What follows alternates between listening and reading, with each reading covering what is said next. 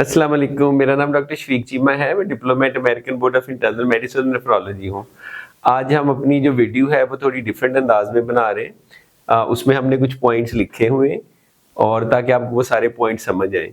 मजीद videos और updates के लिए हमारा यूट्यूब चैनल सब्सक्राइब, लाइक और शेयर करें।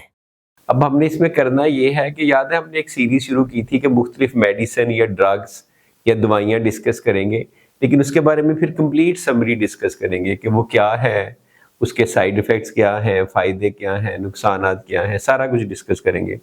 तो पहले मैंने एक वीडियो बनाई थी मेटफॉर्मिन पे, ग्लूकोफेज पे। आज की हमारी वीडियो है सोडियम बाइकार्बोनेट पे।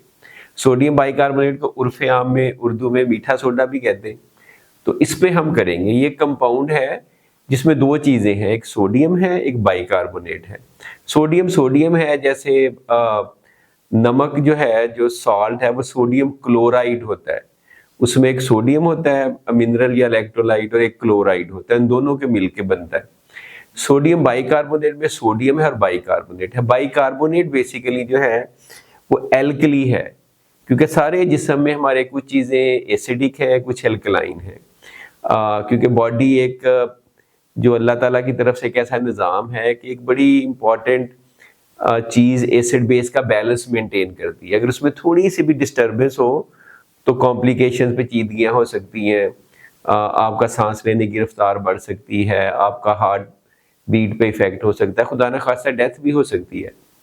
तो एसिड बेस बैलेंस बड़ा इंपॉर्टेंट है कि एसिड और बेस का, यानी कि जितना ज़्यादा जिसम में एसिड अगर ज़्यादा है या एल्कली ज़्यादा है तो उसके नुकसानात हो सकते हैं। तो आज हम बात करेंगे सोडियम बाइकार्बोनेट की। जो सोडियम बाइकार्बोनेट है इसके साथ एक कंडीशन है एसिडोसिस, मेटाबॉलिक एसिडोसिस, उसको समझना बड़ा ज़रूरी है।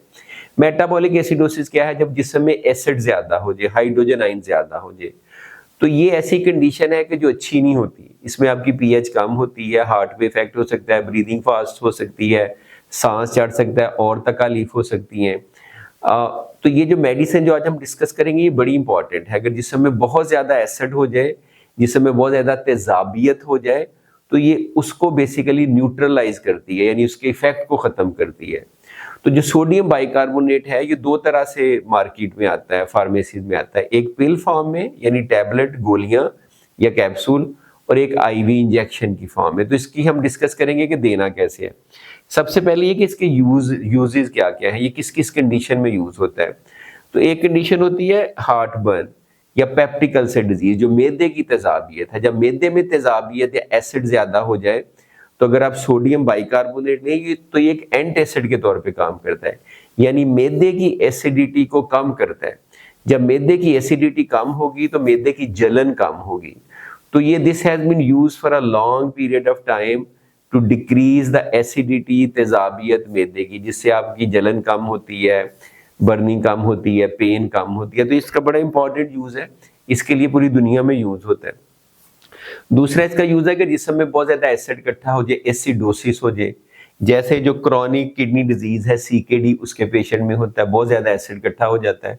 तो इस एसिड को न्यूट्रलाइज करने के लिए हम बाइकार्बोनेट को देते हैं। जैसे अगर जिन लोगों को स्टेज 4-5 क्रॉनिक किडनी डिजीज है, उनका बाइकार्बोनेट नॉर्मल लेवल जिसम में 24 के करीब होता है। तो अगर उनका लेवल कभी बार कम हो के 12, 11, 10, 14 इस तरह हो जाता है, ब्लड टेस्ट उससे पता चल जाता है। तो अगर इतना ज्यादा कम हो जाए तो हम कहते हैं कि इसमें एसिडोसिस डेवलप हो गया। एसिडोसिस को करेक्ट करने के लिए हम बाइकार्बोनेट देंगे जो हाइड्रोजन को न्यूट्रलाइज करेगा, तो एसिडोसिस कम होगा। तो जिस्म के लिए बहुत अच्छा है, दिल के लिए बहुत अच्छा है, सांस के लिए बहुत अच्छा है, हड्डियों के लिए फिर बहुत अच्छा है।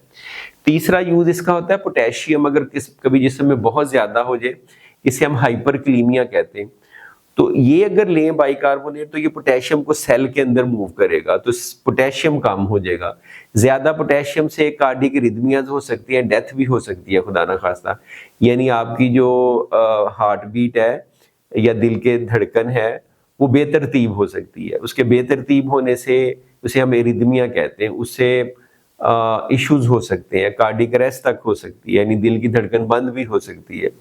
उसको ट्रीट करने की और भी चीजें हैं, लेकिन ये भी यूज होता है।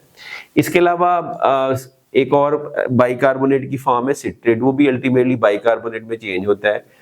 यूरिन को ज्यादा अल्कलाइन करने के लिए हम कभी कभार यूज करते हैं। तो स्टोन फॉर्मेशन में कमी आती है, जो पत्थरी बनती है उसके बनने को भी ये काम करता है।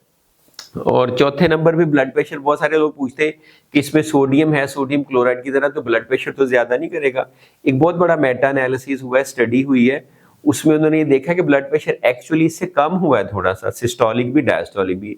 तो हार्ट पे, ब्लड प्रेशर पे भी अच्छा इफेक्ट है इसका लेने का। ब्लड प्रेशर ये ज्यादा नहीं करेगा एज अपोज टू जो कॉमन बिलीव है। और आखिर में जिसके लिए मैं वीडियो बना रहा हूँ, sodium bicarbonate chronic kidney disease में अच्छी चीज है। इसीलिए मैंने ये गुर्दों की तस्वीर बनाई है कि गुर्दे खुश हैं, हैप्पी हैं। हैप्पी गुर्दों का मतलब है कि गुर्दे खुश हैं इसके आने की वजह से। अगर आप ये लेते हैं तो आपकी किडनी डिजीज के बढ़ने की रफ्तार कम हो जाती है, सीकेडी की प्रोग्रेशन कम होती है। ये मैं नहीं कह रहा, ये बहुत सारी स्टडीज ने प्रूव किया है। ये जो भी एक मैं मेटा एनालिसिस का रेफरेंस दे रहा था, उसमें 18 स्टडीज में को 2000 के करीब पेशेंट में जिनमें ये मिला, उनमें जीएफआर जो कम होने की रफ्तार है या नीचे जाने की रफ्तार या क्रियाटिनिन बढ़ने की रफ्तार है वो बेहतर हो जाती है। तो इसका बहुत बड़ा रोल है क्रॉनिक किडनी डिजीज की प्रोग्रेशन कम करने के, गुर्दों की दायमी बीमारी की प्रोग्रेशन कम करने के लिए। अब बाकी आ जाता है इसके साइड इफेक्ट्स क्या हैं। तो एक तो कभी कभार ज्यादा ले तो सोडियम है तो स्वेलिंग हो सकती है, एडीमा हो सकता है। आप सीएचएफ हार्ट फेलियर में भी जा सकते हैं, जिस समय सोडियम का लेवल भी बढ़ सकता है, क्योंकि सोडियम है, सोडियम जाएगा तो हाइपरनेट्रीमिया हो सकता है।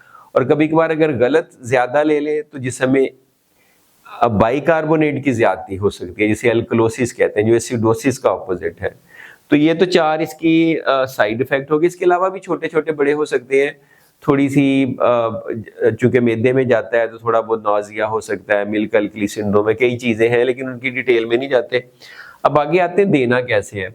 तो देना तो ये कि सोडियम बाइकार्बोनेट की पिल आती है, पाकिस्तान में सोडामेंट के नाम से आती है, 300 मिलीग्राम की होती है, अमेरिका वगैरह में 650 मिलीग्राम की होती है।